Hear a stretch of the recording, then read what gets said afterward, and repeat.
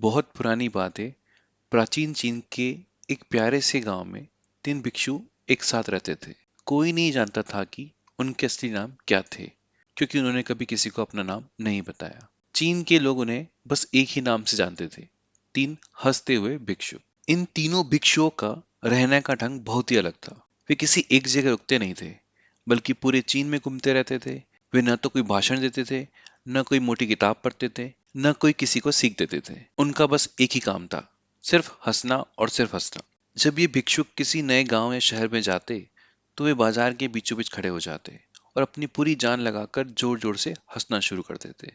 उनकी हंसी इतनी प्यारी और सच्ची होती थी कि सुनने वाला भी खुद को रोक नहीं पाता था। देखते ही देखते पूरा बाजार उनकी हंसी में शामिल हो जाता था। लोग अपने सारे दुख दर्द चिंताएं रोज के झगड़े भूलकर बस हंसने लगते थे। ये तीनों तब तक हंसते थे जब तक उनका पेट न दुखने लग जाए और आंखों में खुशी के आंसू न आ जाए। ये भिक्षुक किसी खास बात पर नहीं हंसते थे, वे बस जीवन की खुद में छिपी हुई मजेदार बातों पर हंसते थे, जैसे कि उन्होंने दुनिया का सबसे बड़ा मजाक समझ लिया हो।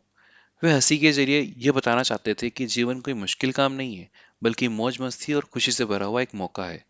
उन्होंने बिना एक भी शब्द कहे पूरे चीन में सबसे ज्यादा खुशी और शांति फैलाई। धीरे धीरे समय बीतता गया और वे तीनों भिक्षुक बूढ़े होते गए। एक रात जब वे एक छोटे से गांव में रुके हुए थे, तब एक भिक्षुक की मौत हो गई। अगले दिन गांव के लोग दुख जताने के लिए जमा हुए, लेकिन बाकी दोनों भिक्षुओं ने एक हैरान कर देने वाला काम किया। उन्होंने रोने या मातम मनाने के बजाय और भी जोर से हंसना शुरू कर दिया। लोगों ने हैरान होकर पूछा, ये कैसा व्यवहार है? आपके मित्र का निधन हो गया है और आप हंस रहे हैं? भिक्षुओं ने हंसते हुए जवाब दिया, हम इसलिए हंस रहे हैं क्योंकि हमारे मित्र ने यह साबित कर दिया कि जीवन एक मजेदार खुशी है। उन्होंने न केवल यहाँ खुशी से जीवन जिया, बल्कि अब वह हमें छोड़कर एक और बड़ी और नई खुशी की यात्रा पर निकल पड़े हैं, और वह भी हंसते हुए। हमें इस बात की खुशी है कि उन्होंने सबसे पहले छोड़ के जाने की शर्त जीत ली। और इस तरह तीन हंसते हुए भिक्षुओं ने अपनी सबसे बड़ी सीख भी हंसी के जरिए दी।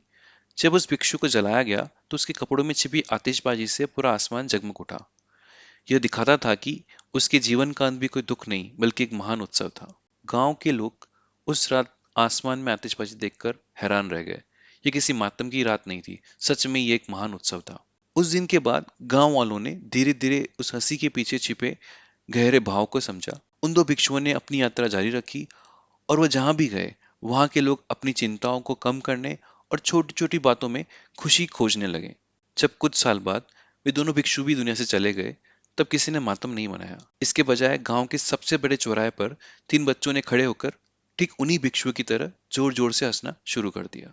यह हंसी एक परंपरा बन गई। जब भी गांव में कोई बड़ी मुश्किल आती, लोग तीन लोगों को एक साथ खड़े होकर हंसते हुए देखते, और उन्हें याद आ जाता कि जीवन कितना आनंदमय है।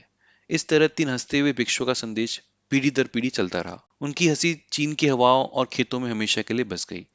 इस निष्कर्ष में भिक्षुओं का संदेश केवल एक घटना तक सीमित नहीं रहा, बल्कि एक स्थायी परंपरा बन जाती है जो पूरे समुदाय को बदल देती है।